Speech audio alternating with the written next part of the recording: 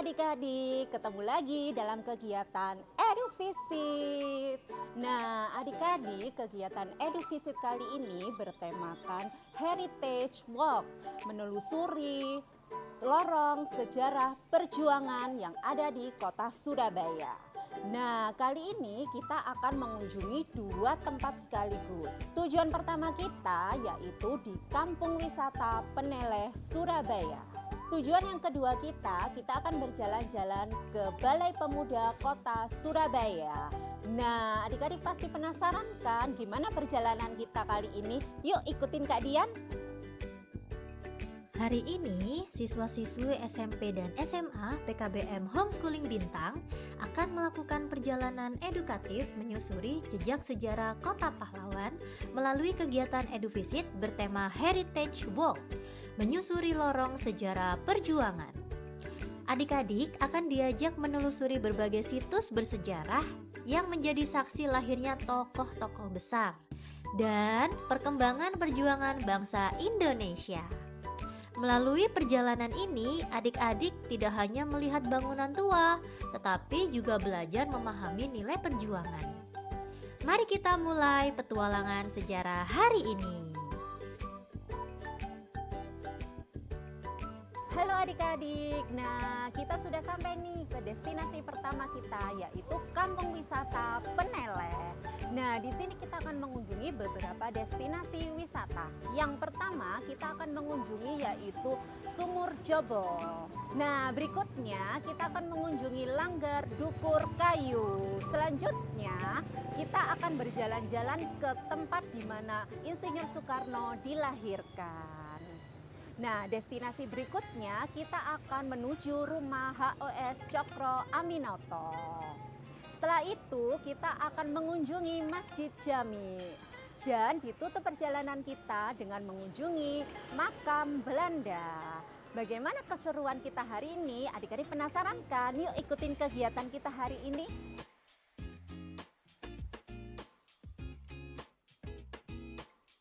Di kota Surabaya, di tengah kota padatnya Surabaya ini merupakan kampung yang punya nilai sejarah di sini. Cikal bakalnya Indonesia itu ada di sini. Dari zaman Majapahit ada, dari zaman kolonial ada, dari zaman perjuangan juga ada di sini. Semua ceritanya akan dikemas ada di sini. Nanti adik-adik akan dengar cerita masing-masing tiap destinasi itu dari guide-guide yang bertugas di sana. Tujuan kita ada 7 destinasi ya, ada rumah lahir Soekarno, ada Langgar Dukur Kayu, ada HOS Cokro Aminoto atau rumah Pak HOS, ada sumur zaman Majapahit, ada masjid peninggalan Sunan Ampel, dan terakhir nanti kita ada di makam Belanda, dan tujuan nanti ada kita mampir di loji besar, begitu. Perjalanan pertama membawa adik-adik ke Sumur Jobong yang terletak di Jalan Pandean, Gang 1. Salah satu peninggalan bersejarah yang telah ada sejak masa lampau. Kampung Peneleh merupakan salah satu kawasan tua yang ada di kota Surabaya. Nama Peneleh berasal dari bahasa Jawa, teles atau deles, yang berkaitan dengan daerah rendah atau berair sesuai kondisi wilayah tersebut pada masa lalu yang berada di sekitar aliran sungai atau rawa-rawa. Sejak zaman kolonial Belanda, Kampung Peneleh berkembang menjadi kawasan pemukiman yang penting karena letaknya dekat dengan pusat perdagangan dan pemerintahan kota Surabaya. Kampung ini kemudian dikenal sebagai tempat tinggal berbagai tokoh pergerakan nasional Indonesia. Nah, selama perjalanan ke arah Sumur Jobong, adik-adik melewati rumah-rumah penduduk dengan berbagai kultur budaya. Ada Tionghoa, Melayu, Arab, maupun warga lokal kota Surabaya. Hal ini dibuktikan dengan adanya rumah khas Bali yang terletak di tengah pemukiman penduduk loh. Di lorong-lorong bersejarah Peneleh, toleransi tumbuh seperti akar yang menguatkan. Perbedaan keyakinan tidak memisahkan, melainkan menyatukan warga dalam semangat persaudaraan gotong royong, dan rasa saling menghormati yang telah terjaga selama bertahun-tahun. Nah, adik-adik, kita sudah sampai di destinasi pertama, yaitu Sumur Jobong. Sumur tua yang telah berdiri puluhan tahun, bahkan ratusan tahun ini menjadi saksi bisu perjalanan Kampung Peneleh dari masa ke masa. Berikut penampakan dari Sumur Jobong yang kedalamannya mencapai 2 meter dengan diameter 83 cm dan ketebalan 2,5 cm. Seperti yang pernah ditemukan di situs Trawulan Mojokerto, sehingga sumur ini diidentifikasi sebagai Sumur Jobong atau sumur di era Kerajaan Majapahit, adik-adik. Wah, untuk lebih jelasnya, mari kita dengarkan penjelasan dari narasumber berikut ini. Kawasan Kampung Wisata Heritage Penilih, yang mana di Kampung Pandean ini ada sebuah temuan yang namanya sebuah sumur, yang namanya Sumur Jobong. Jadi awal temuan Sumur Jobong ini bermula dari merubah drainase gorong-gorong yang dibangun di zaman Belanda, yang kedalamannya cuma 40 cm, lebarnya 60. Nah, di sisi sebelah timur itu sering banjir ya, berpuluh-puluh tahun. Semasa kecil ayah saya juga banjir. Nah, kemudian untuk mencari solusi gimana caranya supaya tidak terjadi banjir, nah, di tahun 2018 itu gorong-gorongnya didalamkan menjadi 80 cm menggunakan box culvert. Nah, pada saat penggalian di sini tanggal 31 Oktober hari Rabu Wage pukul 18.21 menit, itu yang namanya Pak Gandhi melakukan penggalian di sini. Ketika penggalian kedalaman 70 sampai 80 cm itu udah menemukan kerangka tulang-tulang manusia yang ada di area ini. Ya, kerangka tulang-tulang manusia yang ada di area ini. Nah, kemudian kedalaman 1 meter itu Pak Gandhi menemukan patahan bata-bata besar yang berjajar di atasnya sumur ini. Tebal batanya itu 8 cm, lebarnya 20 cm, panjang patahan bata itu ada yang 15 cm, 17, 20, 25. Kalau panjang utuhnya kurang lebih sekitar 35 cm. Itu berjajar di atasnya sumur ini. Waktu itu mau dihancurkan sama Pak Gandhi menggunakan martir besar sama linggis besar ya. Itu saya hentikan, stop Pak Gandhi, di bawah ini ada sesuatu. Akhirnya nggak jadi dihancurin. Nah, kemudian ketemulah lingkaran ini. Lalu lingkaran ini ternyata dilihat kayak sumur gitu ya. Ya, di dalamnya itu digali kedalaman 20 cm itu ada temuan seperti gerabah, pecah-pecahan tulang-tulang hewan, dan juga ada guci ya di sini tuh, pecahan itu. Nah, kemudian saya tahan, stop Pak Gandhi, jangan dihancurkan, saya takut kesalahan. Akhirnya saya melaporkan temuan ini ke Ketua RW. Ketua RW melaporkan temuan ini ke Pak Lurah. Pak Lurah ngasih instruksi, disuruh berhenti, besok kita teliti. Tanggal 1 November Pak Lurah melaporkan temuan ini ke Dinas Pemerintahan Kota Surabaya ya. Nah, tanggal 1 November dari Dinas Pemerintahan Kota Surabaya itu berdatangan ke sini semua melihat temuan ini, dan juga ada dari Kearsipan Kota Surabaya, Kebudayaan, Pariwisata, dan juga tokoh-tokoh sejarawan. Nah, tokoh sejarawan ini ada yang tahu bahwa temuan ini temuan kuno ya. Entah ini di zaman Kerajaan Singosari apa Majapahit. Lalu dari Dinas Pemerintahan Kota Surabaya mendatangkan tim peneliti ahli ya, arkeologi dari BPCB Trawulan Mojokerto, Jawa Timur. Ya, ya. Jadi temuan sumurnya awal seperti ini. Ya, ada fragmen tulang-tulangnya ini juga.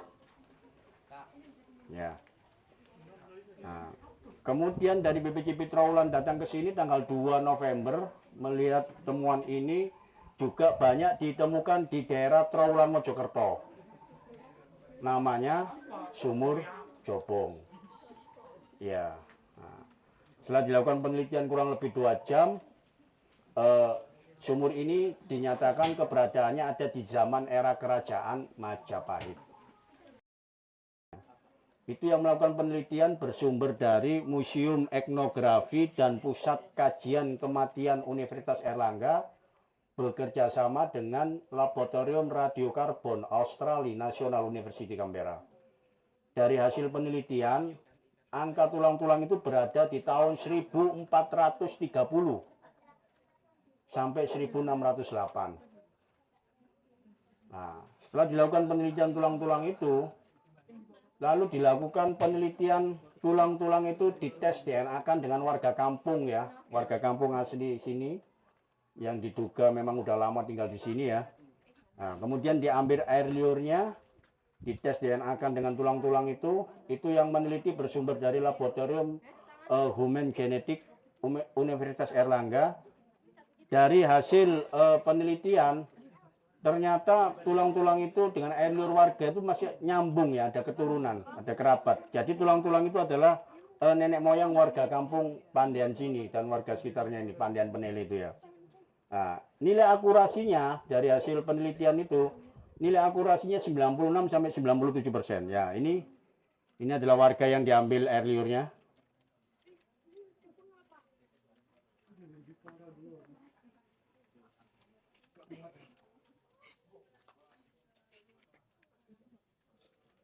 Nah, lalu ada penelitian juga, ini uji karbon ya. Uji karbonnya juga ada. Uji karbon, terus uji penanggalan. Tahunnya ini kan, tahun 1430 sampai 1608.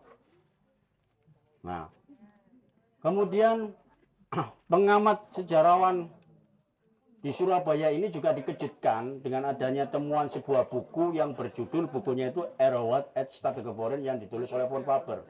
Yang mana buku ini ditulis tahun 1953. Nah, peta di dalam buku itu ada peta yang menceritakan kawasan Pandean Peneleh itu dulu namanya Gelaga Arum ya. Di tahun 1275 kawasan ini sudah ditempati oleh para pendekar ya, tokoh-tokoh sakti dari kerajaan Singosari. Malah sebelum Majapahit lah. Di dalam ini petanya. Ini peta yang ada di dalam buku Erowat et Stategeboren ya, yang ditulis oleh von Faber. Yang mana di sini menyebutkan nama Pandean Peneleh, Gelaga Arum ya, tahun 1275. Pandean Peneleh. Nah, ini ada kesamaan ya tentang penulisan yang ada di dalam peta ini ya. Kesamaannya apa? Menyebutkan nama kampung Pandean Peneleh ya. Pandean Peneleh, Gelaga Arum. Nah, di kampung Pandean ini ditemukan sumur Jobong ini. Jadi ada kesamaan ya antara penulisan von Faber yang di peta ini. Selanjutnya, kita akan berjalan ke destinasi yang kedua, yaitu Langgar Dukur Kayu, yang tempatnya tidak jauh dari Sumur Jobong tadi adik-adik. Walaupun cuaca Surabaya sedang terik-teriknya dan panas sekali, tetapi adik-adik SMP SMA ini tetap semangat untuk melakukan penelusuran sejarah di wisata Peneleh. Wah, kira-kira ada apa saja ya di Langgar Dukur Kayu ini?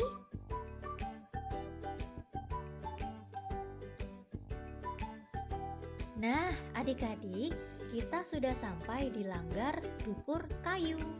Mari kita dengarkan penjelasan dari narasumber berikut ini. Depan ini Sungai Surabaya, di belakangnya ada Sungai Undaan. Ya. Dan kebetulan adik-adik sekarang ini berada di halaman Langgar Dukur Kayu. Ya, ini bentuk bangunannya, yang mana bangunan ini usianya 132 tahun. Karena bangunan ini dibangun pada tahun 1893. Bukti otentik kelawasannya ada grendel, yang mana grendelnya ini ada grafir nama salah satu kota di negeri Belanda. Sampai di sini depan saya aja ya. Maksudnya paling ngayu saya ini. Ya. Nah, oke ya. Di atas ini ya ada sirap, ada sisi seperti sisinya ikan hiu ya. Ya. Sirap ini tepatnya di pengimaman. Karena tertata rapi, jadi sirap ini nama artinya rapikan saf. Kalau kita sholat ya di langgar, di masjid kan harus rapi safnya ya. Dan juga ada dua arti, karena di masa perjuangan ini adalah sebuah pasukan. Pasukan yang tertata rapi, barisan pasukan tertata rapi. Karena ini ada bangunan panggung. Dulu bangunan panggung, bawah ini kalau habis berjuang, cangkruknya malah berjuang. Cangkruk, istirahat, kepanasan, sambil ngobrol tentang perjuangan untuk berikutnya. Ada lambang seperti bintang dan bunga teratai, ya adik-adik ya. Ya, ada seperti bintang itu yang mana di masa itu masih sebelum kemerdekaan ya, belum ada Indonesia ya. Ini adalah lambang kerajaan Mojopahit. Lambangnya adalah Surya Mojopahit. Dengan bunga teratai ini adalah artinya doa yang dikabulkan. Ya, yang berdoa di dalam Langgar Dukur Kayu ini, insya Allah pasti semua akan dikabulkan. Oke, adik-adik, saya bagi karena ini cukup banyak ya, saya bagi 2 kelompok. Naik pertama 20 orang, untuk berikutnya 20 orang. Mungkin Bapak Ibu guru bisa dibantu. Jadi Langgar Dukur Kayu ini ya, bukti otentik kelawasannya, ini ada catatan Arapego ya, yang terbaca dengan bahasa Jawa, yang artinya awitipun jumeneng punika langgar tahun 1893 sasi tunggal. Yang mana artinya bangunan ini dibangun pada tahun 1893 di bulan pertama. Ya, ini sebuah prasasti. Juga ada naskah kuno ya. Naskah ini pernah menjuarai juara 1 naskah kuno sekota Surabaya. Yang mana naskah ini masih dituliskan di luang, belum kertas. Tahu di luang. 893 di bulan pertama. Ya, naskah kuno ini terbuat dari deluang. Yang mana deluang itu adalah saripati dari pohon deluang yang ditumbuk. Petu sari ini digaringkan, dijemur. Jemur akhirnya menjadi kertas. Makanya naskah ini ada 3 lapis. Yang mana naskah ini juga masih memakai tulisan Arapego ya. Dan juga masih memakai 5 hari Jawa. Tahu 5 hari Jawa? Belum Senin, Selasa, Rabu, Kamis, Jumat, Sabtu, belum loh. Masih memakai hari pasaran Jawa. Seperti Pon, Wage, Kliwon.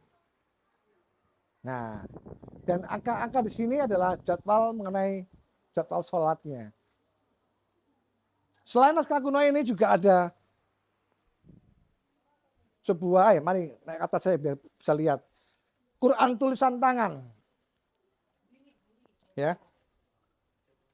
Quran tulisan tangan yang mana Belanda itu sering mempunyai budaya memberikan sebuah hadiah.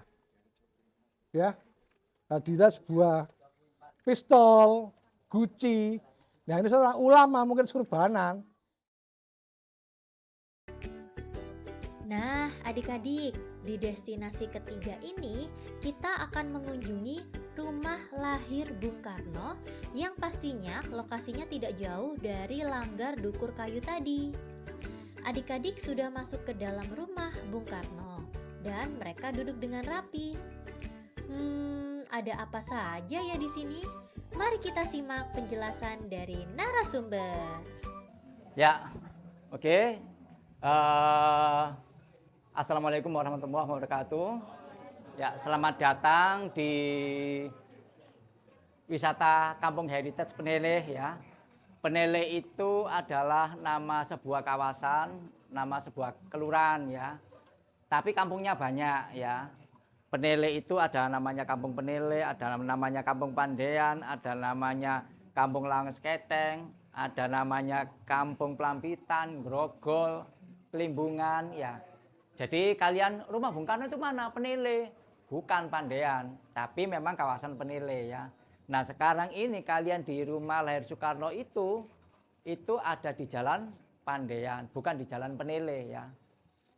Memang wisata heritage Peneleh ya, tapi kampungnya Kampung Pandean ya. Jadi rumah lahir Soekarno itu berada di Jalan Pandean Gang 4 nomor 40 ya. Nah, Soekarno itu lahir di Pandean. Loh Pak, katanya Soekarno itu lahir di Blitar. Ini kok di Pandean. Nah, itu kadung sudah salah kaprah. Semua itu akhirnya menganggap Soekarno lahir di Blitar, padahal di Surabaya. Iya, nah Soekarno sendiri mengatakan bahwasanya saya lahir di Surabaya, berarti saya arek Surabaya. Itu Soekarno sendiri ngomong begitu ya. Kok bisa di Blitar? Nah, itu kan aneh. Nah, ceritanya begini ya, cerita singkatnya. Bapaknya Soekarno itu namanya Raden Sukeni. Ya, Raden Sukeni. Itu bekerja di sekolahan milik Belanda, Inland School. Ya. Mengajar di sana yaitu di Singaraja Buleleng ya. Buleleng Singaraja Bali ya. Nah, karena mengajar di sana kemudian ketemu Ida Ayu Nyoman Rai Srimben sampai akhirnya sama-sama senangnya dan sepakat untuk menikah ya. Nah, sepakat untuk menikah oleh bapaknya Ida Ayu Rai Srimben ini tidak disetujui karena Raden Sukeni kan Islam ya, sedangkan Rai Srimben itu Hindu ya, makanya orang tuanya nggak setuju. Tapi walaupun bagaimanapun dua orang ini tetap menikah, menikahnya tetap secara resmi. Nah, menikahnya itu kawin lari, itu di Tulungagung ya, di Tulungagung. Menikah secara resmi secara Islam ya. Nah, setelah dari Tulungagung menikah secara resmi kembali ke Bali lagi. Raden Sukeni mengajar ya. Setelah itu kemudian punya anak pertama namanya Sukarmini ya. Sukarmini. Sukarmini ini kakaknya Soekarno ya. Terus oleh Belanda, Raden Sukeni ini dipindah tugas mengajar di Surabaya. Yang sekarang di Surabaya ini nama sekolahnya SDN Sulung. SD Negeri Sulung. Tempatnya itu berada di belakang kantor gubernur. Belakang kantor gubernur. Yang sekarang ini ada kira-kira 2 kelas. Itu tetap tidak dirubah bangunannya, dijadikan museum. Jadi barang-barangnya juga masih ada, yang bangkunya, meja sama kursinya jadi satu itu masih ada. Termasuk papan tulisnya yang lipat 3 itu juga masih ada ya, barang-barang lamanya masih asli.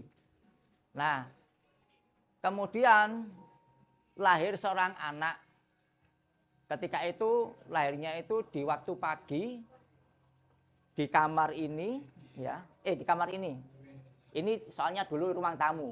Yang teras itu dulu, yang ruang tamu itu dulu teras ya. Itu dulu teras. Ini ruang tamu, ini kamarnya. Lahir di sini, di sana itu ada jendela. Kena sinar matahari pagi.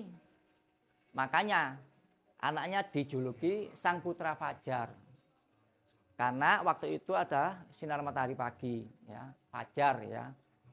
Nah, anak ini dinamakan Kusno, ya, dinamakan Kusno. Nah, Kusno ini pada masa kecilnya itu sakit-sakitan. Kalau orang Jawa bilang itu gopok. Gopok itu fisiknya lemah, gampang sakit ya. Nah, kepercayaan orang-orang Jawa dahulu, bahkan mungkin sampai sekarang masih ada ya, itu harus ganti nama supaya nggak sakit-sakitan ya. Akhirnya ganti nama dengan bacaan selamatan, sego kuning, nasi tumpeng ya, iwak ayam goreng, ndok, bandeng goreng ya, wis enak-enak pokoknya lah. Digantilah namanya Soekarno, gitu loh. Jadi awalnya itu namanya Kusno bukan Soekarno, karena sakit-sakitan diganti Soekarno. Nah, dapat 6 bulan, nggak lama di sini nih, dapat 6 bulan oleh Belanda, Pak Sukeni ini dipindah tugas. Jadi cuma sebentar di sini nih, dipindah tugas ke Tulungagung. Nah, karena Pak Sukeni ini ikut Belanda, mengajar di sekolah Belanda, tergantung Belanda, di mana diperintahkan ditugaskan itu. Pindah-pindah ke Tulungagung, ke Mojokerto, ke Jombang, ya, terus ke Sidoarjo, ya, terus ke Blitar. Nah, terakhir itu yang namanya Pak Sukeni itu memohon kepada Belanda, "Mbok ya sekarang ini saya jangan dipindah-pindah. Saya sudah capek pindah-pindah dan saya juga sudah tua, ya. Hari ini saya ingin tetap tempat tinggalnya. Mengajarnya ingin tetap, saya nggak mau pindah-pindah." Akhirnya sama Belanda dibuatkan rumah di Blitar. Berarti masa kecilnya banyak di sana. Makanya orang beranggapan, oh berarti Soekarno lahir di Blitar gitu loh. Jadi itu asumsi ya, asumsi. Nah, itu. Nah, setelah itu masa-masa dewasa, ketika masa-masa SMP, Soekarno itu kembali ke Surabaya. Jadi nggak kumpul sama bapaknya ya. Sempat tinggal di Sidoarjo, rumah kakaknya. Ya, kakaknya sudah menikah waktu itu. Nah, Soekarno ke Surabaya, terus kemudian dititipkan oleh bapaknya ke rumahnya Hos Cokro. Jadi Soekarno itu ngekos di rumahnya Hos Cokro. Oke adik-adik, kita lanjutkan perjalanan ya. Masih semangat? Wah, harus semangat dong ya. Yuk, kita lanjutkan perjalanan ke destinasi yang ketiga, yaitu rumah Hos Cokro Aminoto. Yang mana beliau adalah sahabat dari Bung Karno loh. Nah, adik-adik, kita sudah sampai ya di rumah Hos Cokro Aminoto. Ada apa saja ya di sini? Mari kita simak penjelasan dari narasumber. Sekali cerita-cerita perjalanan tentang Pak Cokro, yang mana beliau itu berjuangnya melalui media atau berorasi melalui organisasi. Jadi bukan berperang menggunakan senjata. Nah, seperti yang ada di sebelah sana, kita ke ruangan berikutnya supaya nggak terlalu lama juga. Pasti adik-adik pengen tahu kamarnya Pak Soekarno juga waktu tidur di mana. Ya, nah di ruangan inilah perjalanan awal dari Pak Cokro. Beliau yang lulusan dari Osvia, kalau sekarang itu IPDN. Jadi sekolah yang memang khusus untuk mereka lulusannya kerja di kepemerintahan. Pada saat itu Belanda, kalau sekarang kepemerintahan di Indonesia. Nah, setelah lulus dari Osvia itu kan beliau masuk ke pemerintahan Belanda sebagai juru tulis. Tapi dari situ beliau melihat kok ada ketimpangan karena banyak rakyat kecil itu kok disia-siakan. Akhirnya beliau keluar dari situ, pindah tempat untuk mencari ketenangan di Surabaya, nah di rumah ini. Nah, pada saat beliau di rumah ini itu beliau banyak buat buku, nulis-nulis seperti itu, termasuk ini koran hasil karya beliau. Beliau juga seorang jurnalis.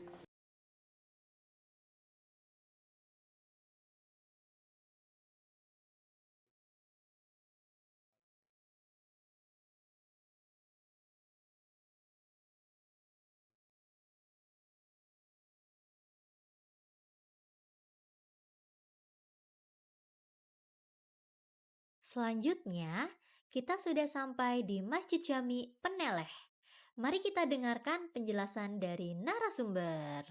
Masjid Jami Peneleh. Masjid Jami Peneleh dibangun oleh Sunan Ampel di tahun 1430. Di mana kedatangan Sunan Ampel sebelum bangun sini, Sunan Ampel sebenarnya diundang oleh istri dari Prabu Brawijaya V. Karena kita ketahui sendiri istrinya itu masih keluarga atau kerabat Sunan Ampel sendiri. Didatangkan sampai akhirnya dia bersiar di sini. Masjid Jami Peneleh adalah masjid yang kedua yang dibangun Sunan Ampel di wilayah Surabaya. Ternyata masjid yang pertama dibangun Sunan Ampel adalah Masjid Rahmat, di mana Masjid Rahmat letaknya ada di daerah Jalan Kembang Kuning.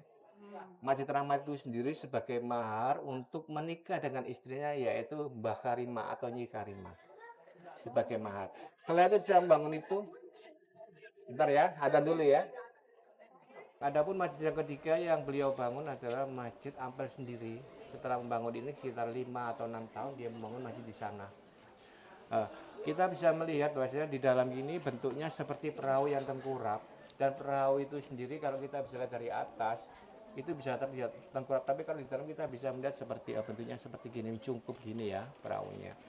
Dengan pilar jumlah 10 atau diistilahkan kalau orang Jawa soko guru, 10 jumlahnya, yaitu diatasnamakan malaikat, ada malaikat Jibril, Mikael, Israel seperti itu.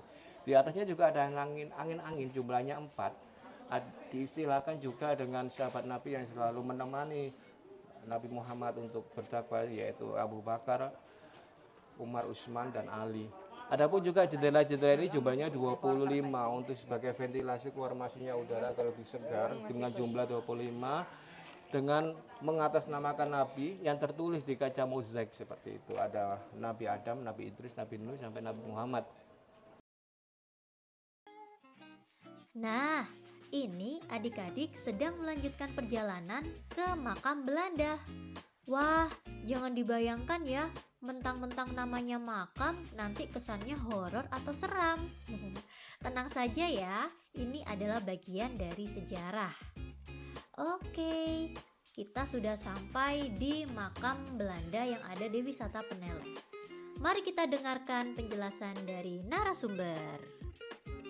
Makam ini pada mulanya dibuka di tahun 1840 dikarenakan desakan dari Dewan Gereja. Karena di makam pertama sudah penuh dan sesak banget, dan akhirnya dibuatkanlah makam ini. Pada mulanya makam ini diperuntukkan hanya untuk para pemuka atau petinggi-petinggi dari pihak Belanda. Namun di tahun 1847 makam ini dibuka kembali untuk umum, dalam tanda kutip Nasrani. Luasnya 4,5 hektar dan total jiwanya ada 14.355 jiwa. Di sini ada berbagai macam etnis, ada Belanda, Jepang, Inggris, Scotland, Germany, Armenian, Turki juga ada. Dan setiap makam di sini punya arsitek sendiri-sendiri ya. Bisa kita lihat di belakang kita, ada makam dari Pierre Jean Baptiste de Perez. Beliau adalah wakil Mahkamah Agung Hindia Belanda sekaligus komisaris ekspedisi Bonice. Beliau meninggal ketika perjalanan menuju Bajoa. Ada yang tahu Bajoa? Sekarang bisa disebut sebagai Labuan Bajo. Beliau ke sana dikarenakan beliau punya ambisi terhadap penguasaan Celebes. Celebes itu Sulawesi. Ya. Bentuk penghormatan aja, jadi nggak ada jenazahnya di dalam, nggak ada.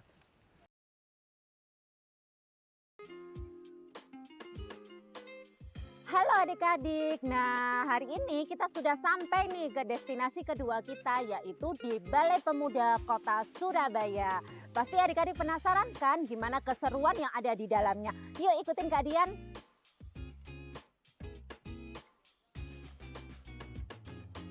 Sekarang kita masuk ke dalam Balai Pemuda Kota Surabaya ya adik-adik.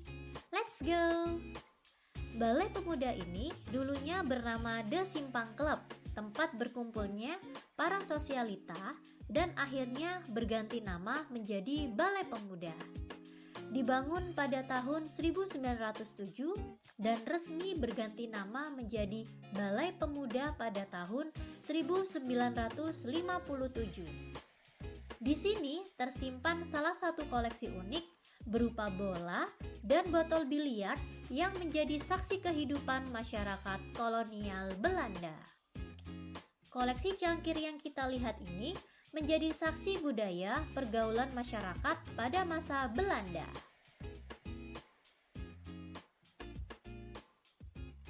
Nah, adik-adik gimana nih kegiatan Edu Visit kita hari ini? Pasti seru bukan? Sampai ketemu lagi di kegiatan Edu Visit berikutnya. Dadah!